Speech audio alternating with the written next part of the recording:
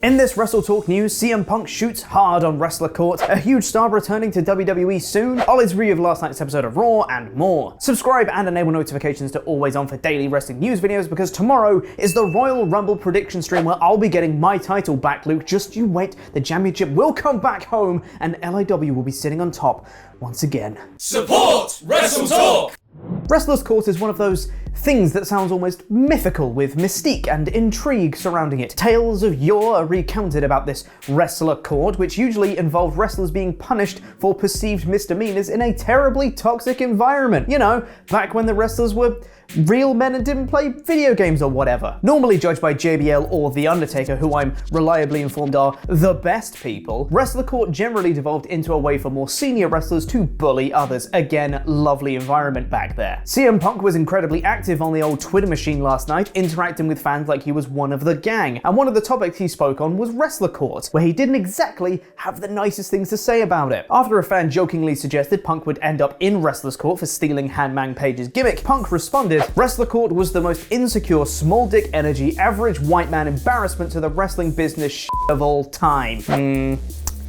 I don't know, feels too cryptic to me. I think you should be more direct. Someone who's always been pretty direct has been Ronda Rousey, who hasn't been seen in WWE since WrestleMania 35, when she was pinned in the triple threat with Becky Lynch and Charlotte Flair. But that might be about to change, as Fightful Select is reporting that Rousey's return to WWE, which they're strongly pushing for at this weekend's Royal Rumble, has been talked about so much internally, at this point it's considered a poorly kept secret. It's also reportedly a case of when and not if she returns. This is also the most chatter that has existed about Rousey making a comeback since she left in 2019. This was then backed up by Brian Alvarez on Wrestling Observer Live, who said he was told she would be at the Royal Rumble this weekend as well. Dave Meltzer then commented that Rousey is definitely on the books for WrestleMania this year, and her being at the Rumble would set up that match. Oh god, she's gonna win the Rumble and then challenge Charlotte Flair, isn't she? Because that's the match WWE thinks we want to see, not that other match with the other champion right now, which we wanted in 2019. There's been a bit of a Twitter storm lately, with the hashtag #FreeAli trending following reports of his denied release from WWE. But it might be someone else that is heading out soon too. NXT's Roderick Strong and LA Knight have both been having dark matches as of late against each other, which Strong has been losing. Strong also lost to T-Bar on this week's main event taping, and out of the two of them, it was LA Knight who had a backstage confrontation with the Dirty Dogs in a WWE.com exclusive. This is, of course, anecdotal evidence, but with Strong being 38 years old, it's highly unlikely he'll get a fair shake on the main roster. And with his wife, Marina Shafir, and his former Undisputed Era buddies in AEW, there's a case to be made for Strong to consider heading out of WWE soon. That's if WWE let him.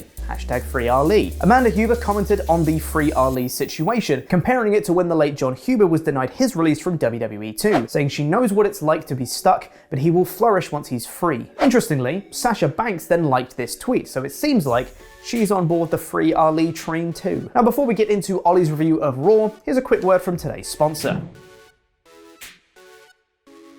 Before we get on with the rest of the episode, I'd just like to say a big thank you to this video's sponsor, Bosley, America's #1 hair restoration experts, where you can get a free information pack and a $250 gift card by going to bosley.com/WrestleTalk now. If WrestleTalk's on-screen hosts are anything to go by, male pattern baldness affects 60% of wrestling fans 100% of the time. It's science. And even if you dodge the genes, the hair versus mask matches will get you in the end. A little peek behind the curtain. My hair didn't magically grow back stronger after I shaved it all off last year. I had a hair transplant. And just 5 months after getting it, I was described by top AEW star MJF as having an impeccable hairline. It's genuinely one of the best things I've ever done for myself personally. I, of course, got mine done in the UK. But if I was in America, I would have gone straight to Bosley, who has more than 45 years of experience and has performed over 430,000 hair restoration procedures. They offer both surgical and non-surgical solutions, meaning they can advise you on whether a one-day procedure like I had is best, all the way to FDA-approved medication plans. The sooner you take action, the more options you have though, as you need to think about this before it gets too late. Get a fuller, thicker head of hair by going to bosley.com/WrestleTalk, or click the link below to get your free information kit and a $250 gift card. That's bosley.com/WrestleTalk, where you can get a free cost estimate and find the right solution for you. If this is something you've been thinking thinking about, I really advise acting now, as it is somewhat of a ticking time bomb. At least click the link to find out more details, where you can book a free in-person or video consultation too to ask all the questions you undoubtedly have. And every click also helps support us here at WrestleTalk. So thanks! Support WrestleTalk.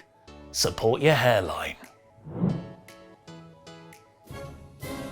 Now it's time for my review of last night's Raw in about 5 minutes. Bobby Lashley and Brock Lesnar opened Raw with the manliest of Weight Watchers programs, a weigh-in before a fight. Being an actual real fighter, Lesnar did not take this seriously, stepping on the scales as his Cowboy Brock variant to read 286 pounds. Lashley, as has been the way throughout this feud, was made to look 13 pounds worse at 273. I really like that WWE are doing something other than their overdone contract signing segments, but this never felt strong enough to be the full go-home angle. And as good as Brock has been on the mic as a babyface, you've got Paul Heyman and MVP right there, who have yet to do a proper shoot promo battle, which would have been a far more effective build. Zelina Vega. She's the Queen of the Ring tournament winner. She's one half of the Women's Tag Team Champions, but she's also a joke heel character with a silly English accent and a crown. Bianca Belair easily beat her in a few minutes. WWE actually realized they broke Damian Priest's unbeaten clean record on the main roster last week, and actually had the commentators reference it here, even though wins and losses don't matter. As a reward, the man who gave him his first proper loss on the main roster, Kevin Owens, got a shot at the United States title. But Priest better not just watch out for Owens' injury-faking tactics, because WWE also warned us he speaks French and English fluently. You're not bilingual? Huh? You're not bilingual? There's a lot of bi things I am, but lingual's not one of them. They started out hot with swanton bombs to the outside and frog splashes. It was all set to be another terrific match like last week, but it was all undone by a terrible finish. KO started to fake another injury, but rather than get tricked again, Priest got Damian and beat him up so much the referee DQ'd him, meaning he lost the match, but retained his title. It presents him as either a heel or an idiot, two things he should not be presented as, and the crowd booed him. At least their inevitable next match will have some kind of anti-DQ stipulation, which will provide a lot of good false finishes. That's if Priest gets that far, as Sonya Deville threatened him backstage with suspension if he carried on this way, or maybe even worse, 24/7 title segment. It's a shame Raw put on the US title match here, as it would have been a lot better to save that for a later episode and have upper mid-card wrestlers like Owens and Priest focus on the Rumble build instead. Rather than that, WWE treated their 30-person elimination matches, typically the most exciting and anticipated stipulation of the calendar year, as an afterthought. Just chucking a bunch of women together for Rhea Ripley, Dana Brooke and Liv Morgan to beat Carmella, Nikki ASH and Tamina, and the men's match was built with the Mysterios beating the Street Profits. Then Dom tried to throw out Ray, but Ray reversed and threw out his own son, and then Ford threw Ray out, and then Dawkins threw out Ford, and everyone's like, oh you guys, it's everyone for themselves. While Dom's like, but Daddy, do you not love me? And the Dirty Dogs chucked Dawkins out and the faces were like, well f*** you, and beat them up. No Big E, no Finn Balor, not even a Veer Mahan. Not a single credible or exciting Raw wrestler was involved in the Rumble match build. Speaking of Veer, it's time for our new segment, Where's Veer? This week, he's traveling the ocean, which also has some weird carnival-like thing going on. Can you find Veer? Comment down below and I'll reveal the answer in tomorrow's news. Academic challenge, I am ready to be sports entertained. Despite a lackluster title change 2 weeks ago, Alpha Academy and Arcade Bro put on last week's most entertaining segment, which they managed to exceed on this episode. After Chad Gable got some excellent hometown heat, let it be noted that Ohio also boos education. Shoosh! The two teams competed in a spelling bee. Otis correctly spelled Emmental. Riddle knew how to spell calibration because that's what he does with his marijuana scales. Drug reference. But Chad's arrogance got the better of him. Despite being the one who set this all up, he spelled dissolution rather than disillusion. We're saying the same thing. Because of Kevin Patrick's stupid Irish accent, and that he didn't wait for the definition. It was a genuinely great piece of comedy and heel comeuppance. Randy then not only spelled the final word dumbbell correctly, he also spelled how he's going to beat Gable right now. R-K-O.